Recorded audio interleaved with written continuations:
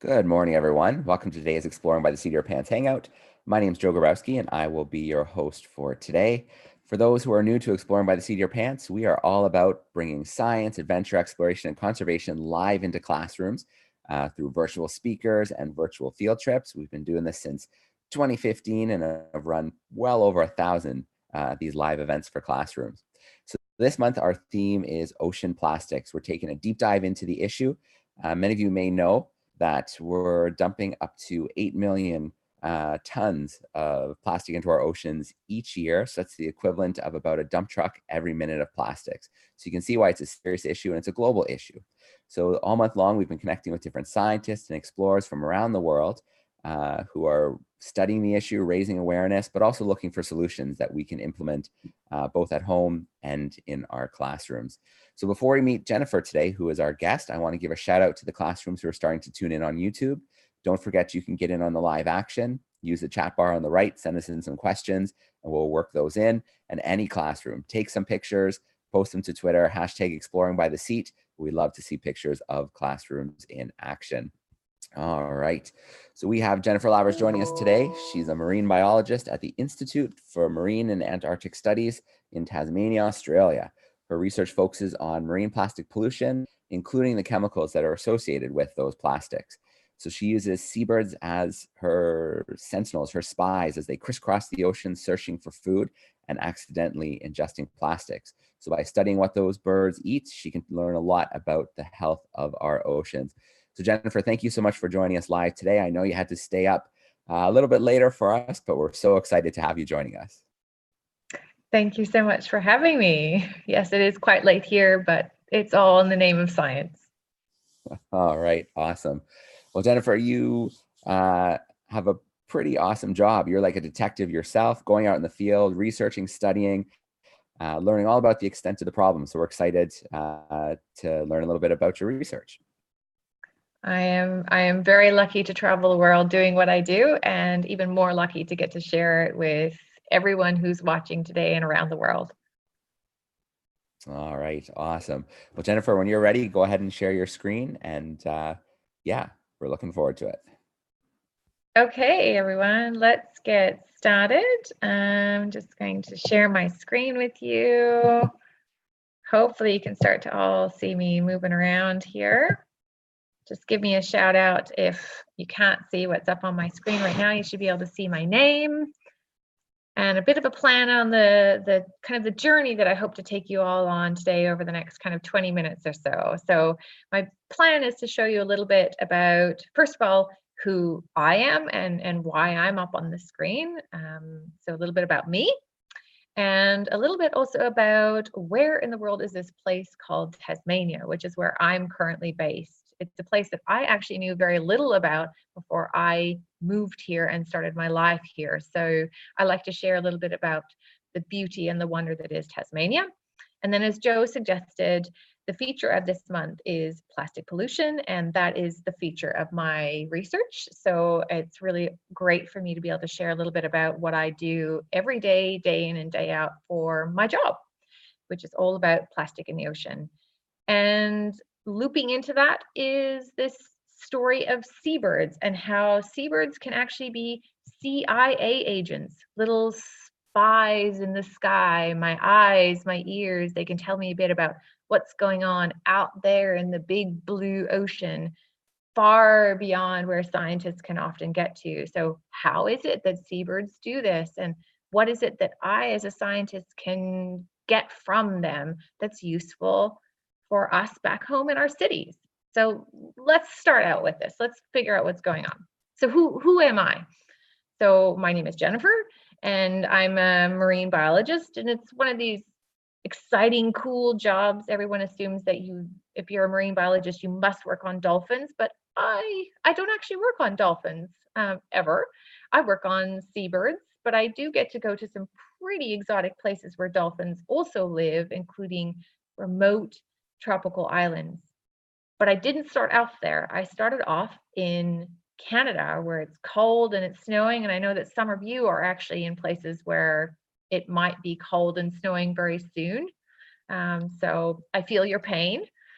And I now work for the University of Tasmania down here in the south, and I'm going to show you all about Tassie in a second. And I teach courses like marine conservation, and I have students who sit in front of me just like you are now, and I like to share with them a bit about the world and inspire them to become the next leaders, the next generation of scientists. So this map there's a lot going on here, but let's break it down into pieces. Like you, I spend most of my time actually sitting in front of a desk, reading, learning, teaching. But when I'm not sitting in front of a desk, I'm actually off traveling the world doing exciting things. And the little black dots that you see here on the screen and all these names and places are some of the many places I've been really lucky to travel to in my life, from the Arctic of Canada through to the tropics and kind of almost just about everywhere in between. So I'm going to focus on a couple of places, one of which is Henderson Island in red and in capital letters. That should hopefully be on kind of I'm going to turn that around, hopefully on the left of your screen, and also Lord Howe Island. Now, this is you in green. You're kind of all along the eastern shoreline of the United States and Canada, and that's me in yellow in the bottom right-hand corner. So we are currently really far apart, just about as far apart as you can get on that map. But we're going to come together on this journey of Henderson Island and Lord Howe Island. And if you're interested, that little dot in the middle of the Indian Ocean in pink called Cocos Island is actually where I'm headed next week. So maybe I can send through some updates from Cocos Island about the plastic and the birds and everything that I'm doing, because I'm actually traveling with a film crew to create a film documentary about plastic. So it's very exciting, and I'll be out in the middle of the ocean. Stay tuned for that. So let's focus on Tassie for a minute. When you think about Tasmania, if you know anything about that word Tasmania or Tassie, probably the only thing you know is maybe the Tassie Devil, which is one of the cartoons that I grew up with, certainly. But the Tassie Devil is actually based on this animal, which is actually called the Tassie Devil. So that's actually quite right. But he looks a little bit different. He actually exists here in Tasmania, and he's quite an iconic creature. Everybody loves him. But we also have some other really spectacular animals here in Tasmania that are much loved, and I wanted to share them with you. So we have something called the little blue penguin. Tiny little guy, only about this big, and he is actually blue. So he's not just a gorgeous little penguin, but he's blue. It's really amazing. We also have wombats, which are like your equivalent of a bear, except much, much smaller and far less dangerous. So just as cute, but no big teeth, which is kind of good for Tassie. We also have albatross, which are gorgeous and my favorite. And we have something that is truly remarkable. We have a lobster, but it's not a normal lobster. I think we have something interesting about the color blue in Tasmania. We have a blue penguin, and we have a blue lobster, believe it or not. And this lobster doesn't live in the ocean, it lives in the forest, just to be a little bit more unique. We also have some spectacular beaches. If you ever want to come on vacation and maybe come and say hello to me, you're more than welcome to come and see our beautiful beaches. And we have some really, really gorgeous mountains as well. So we have everything you could possibly want in this wonderful place called Tasmania. So let's begin our journey. The first stop I want to take you on is Henderson Island, which is pretty much the most remote island on Earth. It's in the South Pacific Ocean, and the nearest bit of land is either Australia or South America. Take your pick. Either is about 3,000 kilometers away. So to put that in perspective, to get to Henderson Island took me about 5 days of travel. That's the quickest you can get there. And I think really amazing is all of the contestants who have been on Survivor over many, many seasons. Everybody loves to watch Survivor on television. Those contestants survive on the TV show Survivor for about only 40 or 50 days, and they really, really struggle. It's quite hard to survive on Survivor. But I lived on Henderson Island with no power, no fresh water, no running water, and the nearest hospital was more than 2,000 kilometers away, and the nearest fresh water was more than 100 kilometers away. And I survived there for more than 100 days. So how did this all happen? How did we survive on Henderson Island? Well, allow me to show you. It's an amazing place. So this is how we arrived on Henderson Island. We had to offload everything that we needed to survive those 100 days. So you can see that we had more than 900 gallons of fresh water that we had to bring with us. Very, very exhausting work. You can see just how exhausted my colleague here is. I was too, and my muscles hurt so bad from offloading all of this water and food. You can see here the wonderful team. I'm just on the right-hand side of this frame, and we farewelled the ship for the last time before we saw it again more than 100 days later. That was our team of 7 people on this uninhabited island in the remote South Pacific. It was a very wonderful time. That's me. This was our camp. So this is the before picture. Remember that Henderson is uninhabited, so most of the island looked like this, pristine, beautiful forest. And this is after we set it up to suit our purposes. So it was actually quite comfortable, maybe a little bit more comfortable than your typical Survivor episode. But the food was maybe not that much better than Survivor. It was life in a can. Cans and cans and cans of everything you can possibly imagine, from peaches to pears to beans to corn. Imagine eating out of a can every single day for months and months on end. It was quite an adventure in itself. This is our beautiful camp as we would climb up to the top of the cliff and watch the sun rise and the sunset. You can see it just over in the distance there, where we also had to learn how to set up a system to collect our own rainwater, because of course Henderson Island doesn't have any fresh water itself. So it was incredibly important. And you can see at the base of our feet here as we're sitting on the cliff, the coral, the island, the surface is very, very sharp. So it was a very challenging island to live on, but also very, very beautiful. So you might be wondering, why would anyone go to an island like Henderson Island when there's no food and no water, and the island is so sharp and it's so far away and so difficult to live? Well, let's talk about that. Why would I go there? So this is a picture of Henderson Island, many, many years before I ever went there, taken in 1995. It's a little bit of a grainy photo, an old photo, because it was taken so many years ago, but it shows your typical beach on a tropical island where no people live. Beautiful white sand, there's some palm trees, which you can't quite see, and some beautiful ocean. Now I'm going to show you a photo that I took when I visited Henderson Island 23 years later in 2015 from the exact same location. And this is why I went to Henderson.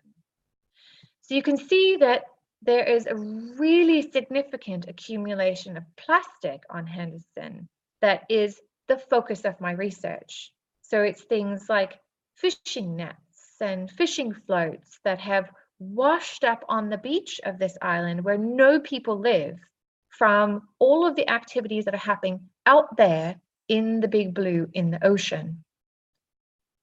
So what kinds of things did I see and record on Henderson? Well, let's have a look, have a bit of a closer look. So hopefully what you can see is some of your day-to-day activities on the beach of Henderson.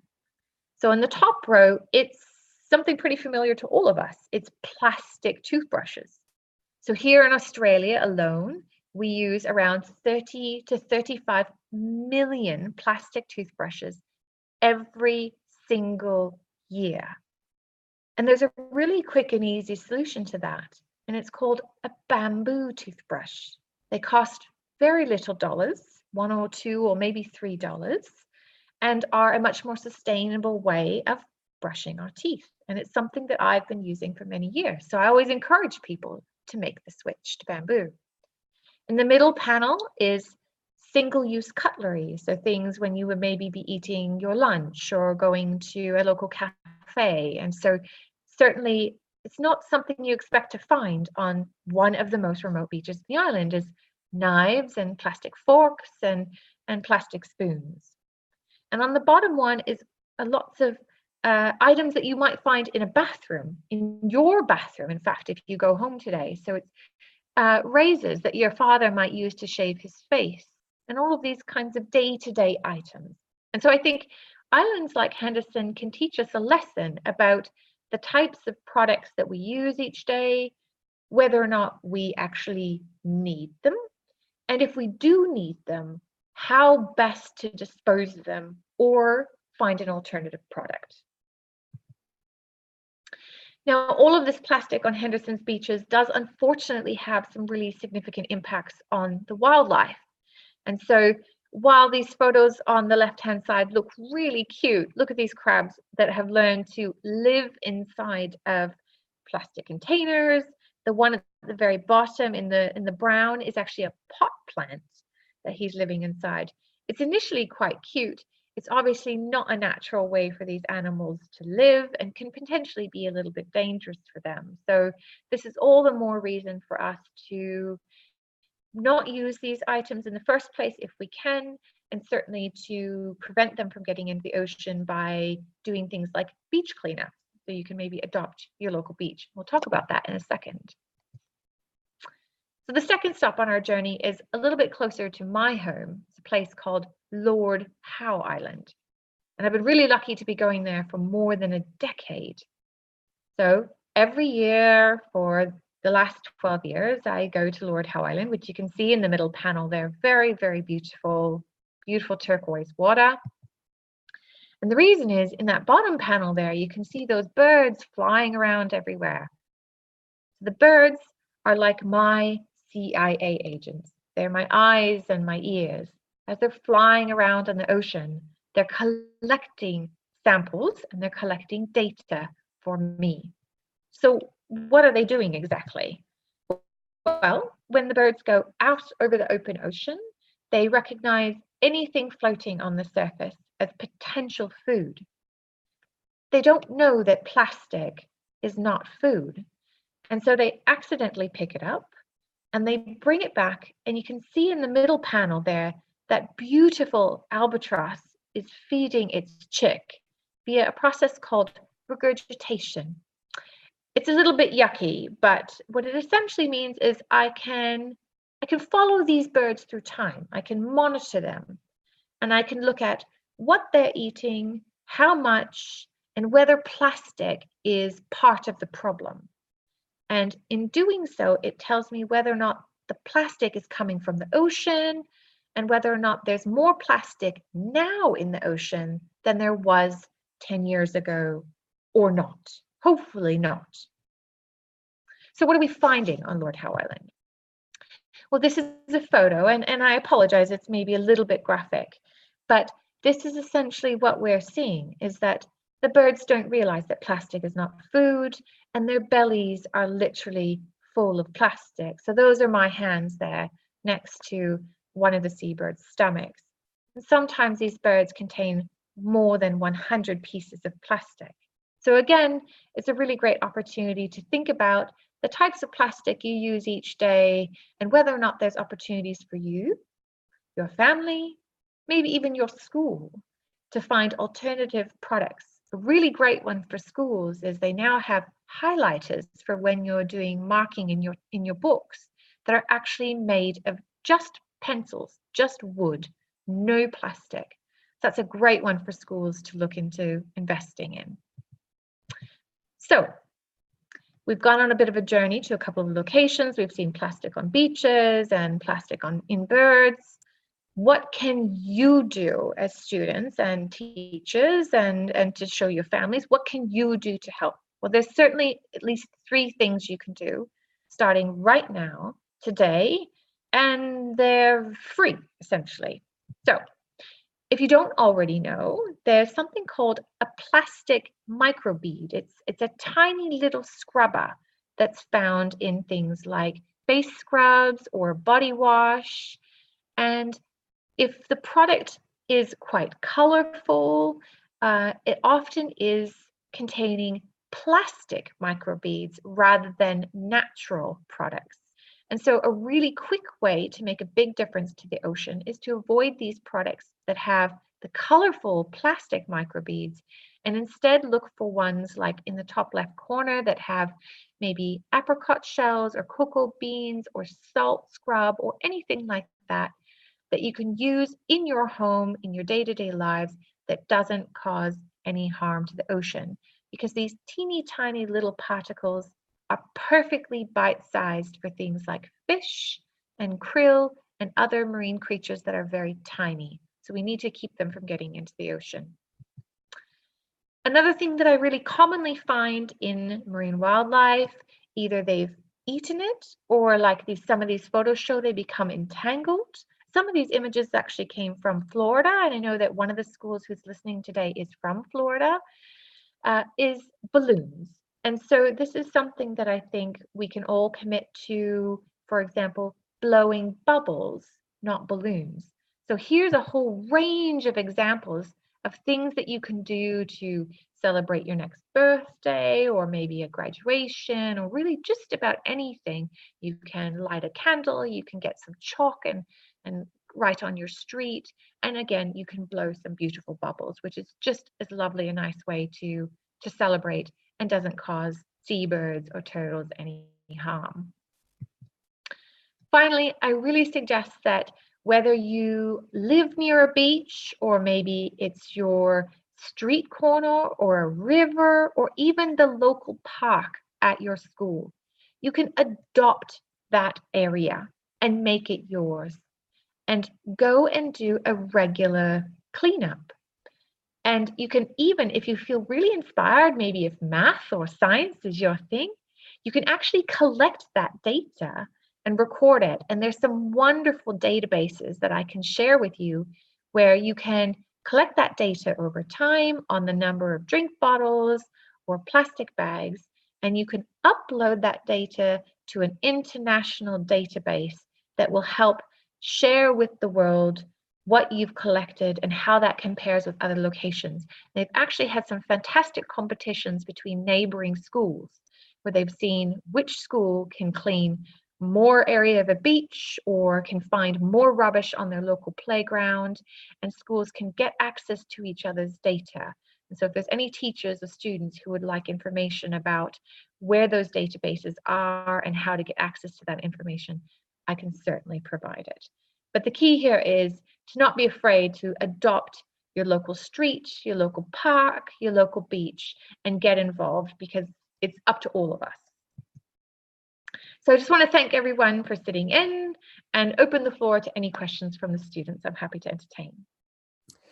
All right. Awesome, Jennifer. Thank you so much for sharing. I'm thinking back to that first slide where you had that photo with I'm pretty jealous of that photo. And then Tasmania is such a beautiful place. I spent some time there when I lived in Australia, and it is quite an awesome island. So pretty awesome to have that in your backyard. All right. Well, Jennifer, I'll just ask you to stop the screen share so we have you back, and then we'll start meeting some of our classrooms. All right. Great. Perfect. Let's get started. Let's see. Let's go to Mrs. Tishkoff's group first. Some grade 4-5s hanging out in Woodbridge, Connecticut. Let's get their microphones switched on. There it is. How are we doing, boys and girls? Good.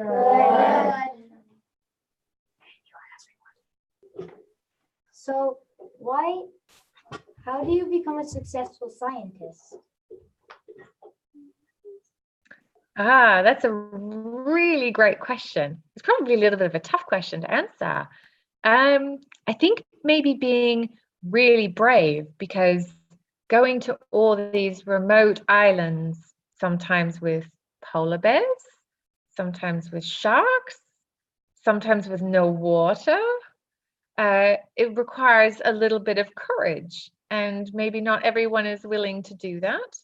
And so I think I always put my hand up and was willing for the next adventure. So be adventurous, and be willing to take on the next challenge. And don't be afraid of sharks or polar bears, because they're actually pretty harmless most of the time. All right, great question to start us off. And I want to give a shout out to Mrs. Johnson's class. They're tuning in via YouTube from Ontario, New York. And Jennifer, they were just saying in the chat that they'd love some more information about cleanups and activities they can do. So maybe if you send a little bit my way, I can make sure that I pass it on to the classrooms. I would love that. I will definitely do that. All right, perfect. Let's jump to another live classroom. Let's go to Mrs. Ayers' group. So they're hanging out with us in Toronto, Ontario. Let's get that microphone turned on. Where did it go? There it is. NCS. How are we doing, Toronto? Very good. Thank you. We apologize we can't get our video working right now, but we do have audio. That's okay. We can hear you, and that's the important part. No problem. Who has the question? Shamar. So when the plastic, why does the plastic go to the ocean? Can't they just burn it in a furnace or something? Really?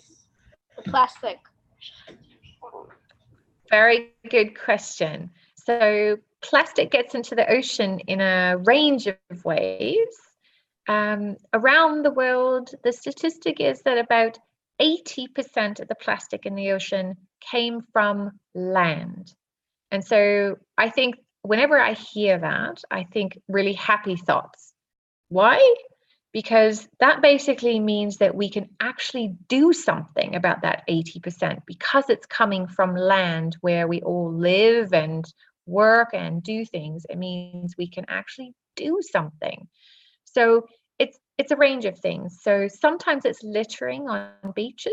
So certainly making sure that you don't litter, and I'm sure that you don't, but also educating other people when you go to the beach, or maybe being willing to clean up other people's litter if they have.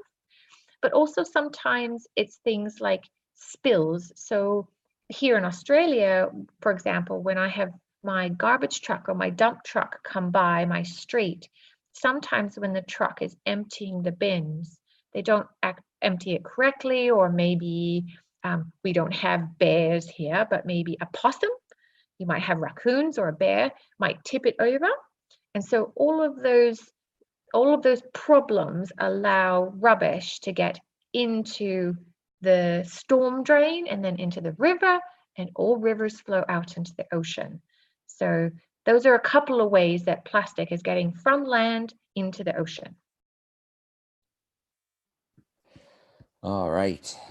Let us jump to another live classroom. So we're going to go to Mr. Fisher's group. They're in Canada, Ontario. Some grade 7s hanging out with us. Let's get that microphone on. How are we doing, grade 7s? Yes, sir.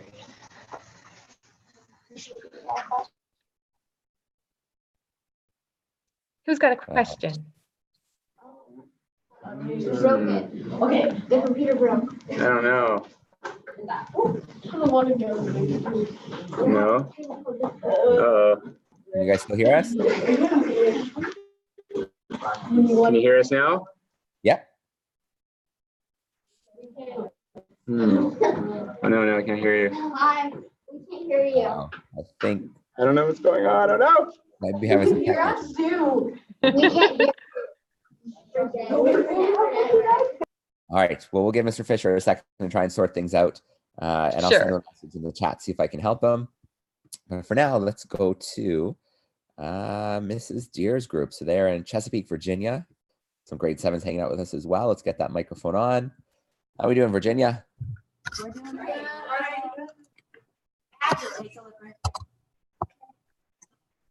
was the most surprising evidence of ocean plastic moving through the food chain? Oh gosh, what a creative question. Well done. I recently did some research of my own, still using the birds. So I guess hopefully I'm answering your question, because it doesn't involve any other species other than the birds.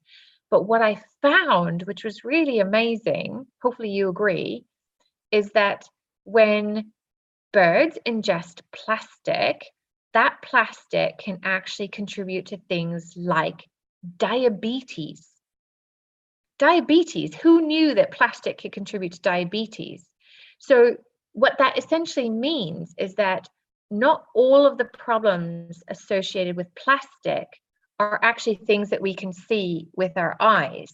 It's not just the really obvious stuff. Because if you think about maybe someone you know in your family or at your school, people will have problems like diabetes or other conditions that you can't always see on the outside.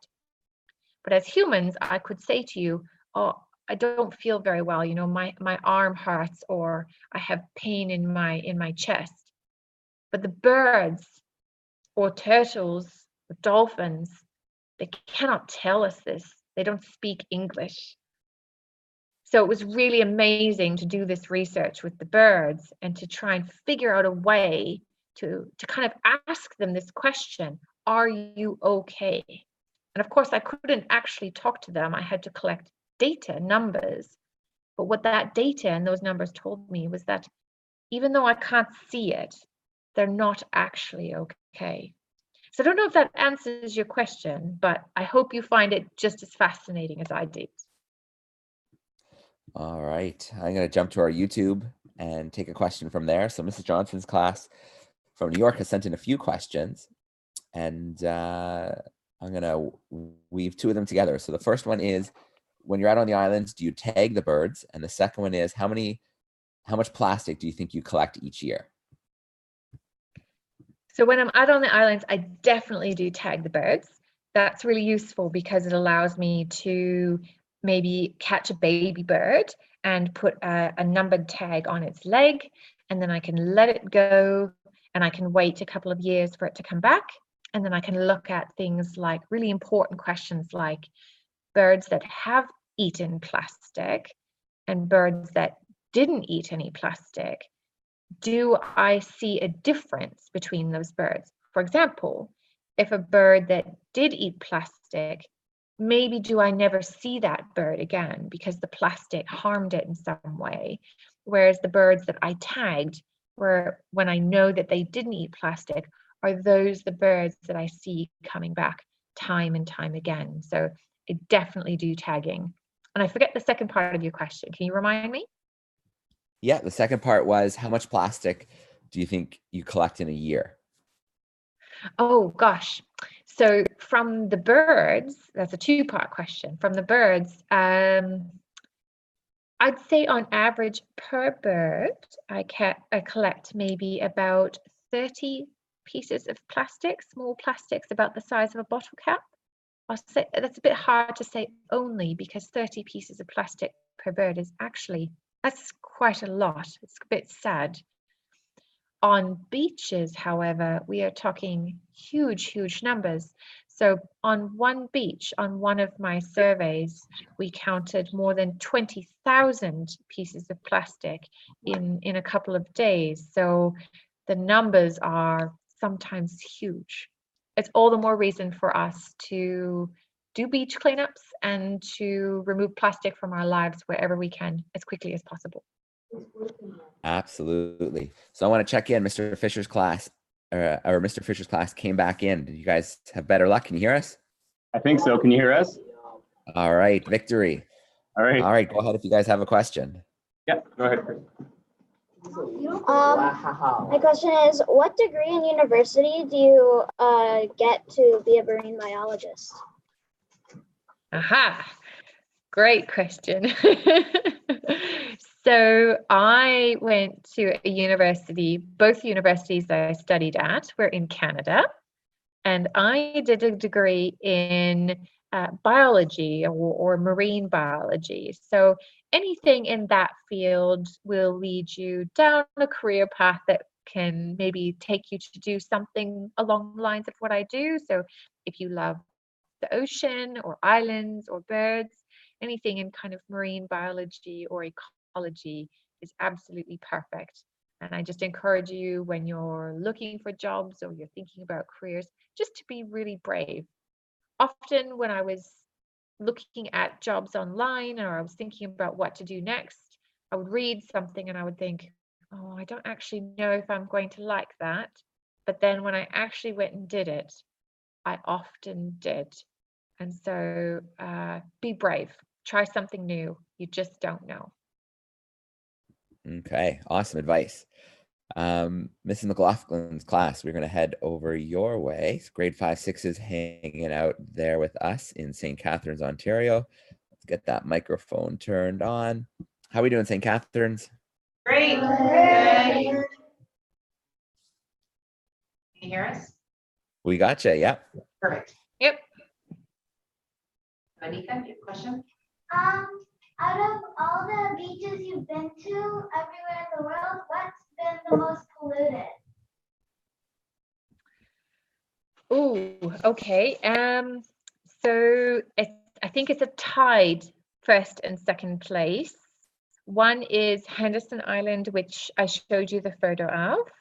And the second one, which is their equal, is Cocos, which is the one that I'm going back to next week. So the numbers are really, really huge. Are you ready? Big numbers. So the density of plastic on these beaches is around 2,000 pieces of plastic per square meter. So maybe that's something you can do as a class when you've got a whiteboard or a chalkboard. Maybe your teacher can help you draw a square meter on the board so you have an idea of how big that is. And then think about how many pieces 2,000 pieces really is. It's just huge. So yeah, it's hard to pick a best or a worst beach, but I think those two are probably the worst in two very different parts of the world. One in the Pacific and one not too far away from Australia. All right, that is unbelievable. 1 square meter, 2,000 pieces. That is a lot of plastic, especially washing up on these beaches that should be pristine, so far away from people, but it's all carried out there in the currents. Unbelievable. Yeah, indeed. All right, let's go to Florida. Mrs. Pressel's got some high school students hanging out with her in St. Augustine. Let's get their microphone turned on. How are we doing, Florida? Hi. All right, what's your question? So, why did you choose seabirds over any other marine animal to do your study on plastic? Oh, that's my favorite question. Such a good one. Okay, right. Seabirds are so useful. So if you want to do research, if you want to do science, and you want to, let's say, follow a problem over time and figure out whether or not it's getting worse.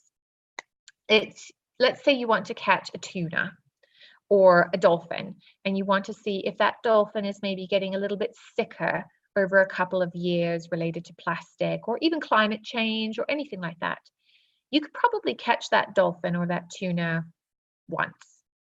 But are you going to be able to catch that exact same dolphin or tuna again and again? They're much harder because they live out in the ocean and they go wherever they want and they're much less predictable. But seabirds are fantastic. They come back to the exact same island year after year after year, and not just the same island either. They will literally nest in the exact same hole in the ground or on the same little twig on a tree or the same little nest pedestal that they build every year, sometimes for decades, because some seabirds live for 60 years, as old as your grandparents.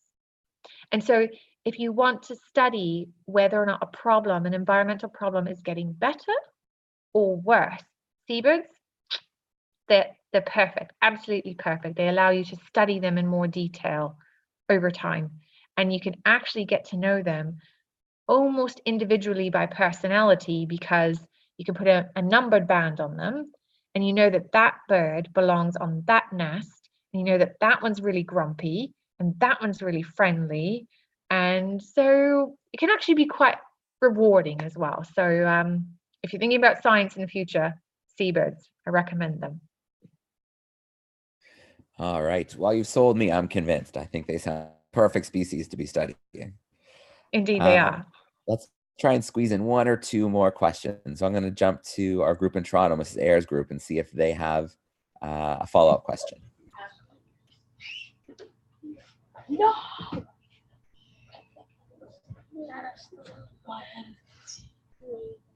What do you think, Mrs. Ayers' group? Do you guys have another question? Yeah, we got one coming right here. Okay. All right. My name is Natalie. I'm studying in grade 6. My question is like, you're collecting the plastic from the beach, right? Then where do you put the plastic? Hi, Natalie. Hi. So my office is absolutely full to the roof with samples of plastic from all over the place, and I'm running out of freezer space and cupboards and shelves, and now it's in my house and it's in my car, and all of my students' offices are full of plastic, and there's literally plastic in every part of my life. And so I think the answer to where I put all the plastic is it comes home with me, and then I'm now running out of spaces of places to put it, but I just can't let it go because it's so fascinating, and one day it might be useful again for another study or something. And some of the pieces are really amazing. So recently I went to back to Cocos, and I found that one of the beaches was absolutely covered in Dracula's teeth, as if someone had had a party and left all of these plastic fake Dracula's teeth behind. And so I collected all the Dracula's teeth, and I probably should just throw them away, but it makes for this amazing story to tell people about how this incredibly remote island is covered in Dracula's teeth. And sometimes I like to take them with me and show schools or other people in presentations that I have these teeth that came from this incredibly remote island in the world. And so I have this growing collection of plastic. I hope that answers your question. All right. Great question. And I'm sure you found some pretty wild things that washed up onto the beaches, especially when 80% of our plastic tends to end up there. Yeah. Fisher's class, do you guys have a follow-up?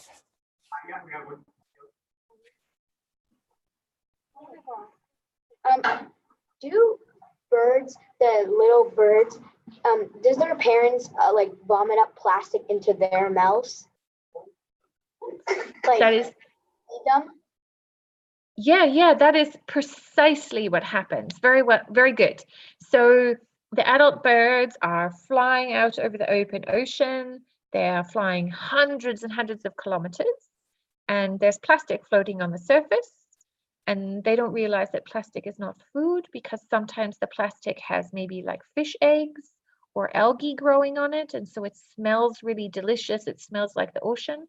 And so the adult bird eats it, and then they come back to the nest and they vomit, they regurgitate into the baby. And this is always the way it has always been, but normally it would be fish or squid. Unfortunately, now it is plastic. And so the baby bird now is full of plastic. And so this is how I study where the plastic comes from and what it does to the birds. All right, Jennifer, I want to wrap up on one more question from YouTube. We have Mrs. Green from Timber Creek High School in Orlando, Florida, and they're wondering about predatory birds. Do they have greater issues from the bioaccumulation of the plastics, of the toxins in the plastics? Yes. So seabirds are particularly vulnerable because they're what we say apex predators, meaning they're at the top of the food web. So not that many things actually eat seabirds, and they eat a lot of things that are below them, like fish and squid and krill. And so what that means is any toxins naturally in the water or any toxins associated with the plastic particles accumulates in all animals, but especially those animals at the top of the food web. And so seabirds and also things like sharks and tuna, all of those apex predators are really the most vulnerable of all. All right. Well, time always flies when we do these sessions. Boys and girls, I want to thank you so much for the awesome questions, for hanging out with us. from all the different spots in Canada and the US today. And Jennifer, thank you so much for sharing a little bit of your story, the beauty of some of the places that you get to work, but also, you know, the peril that these places are facing due to our kind of short-sighted use, especially of those single-use plastics. So thank you so much for spending some time with us today. My pleasure. Thank you so much for hosting me. Thank you, everyone. All right, microphones on, boys and girls, nice and loud.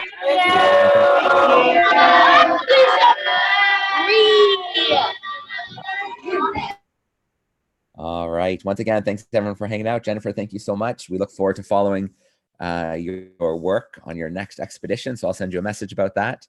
And thanks so much, everyone. Have a great rest of the day.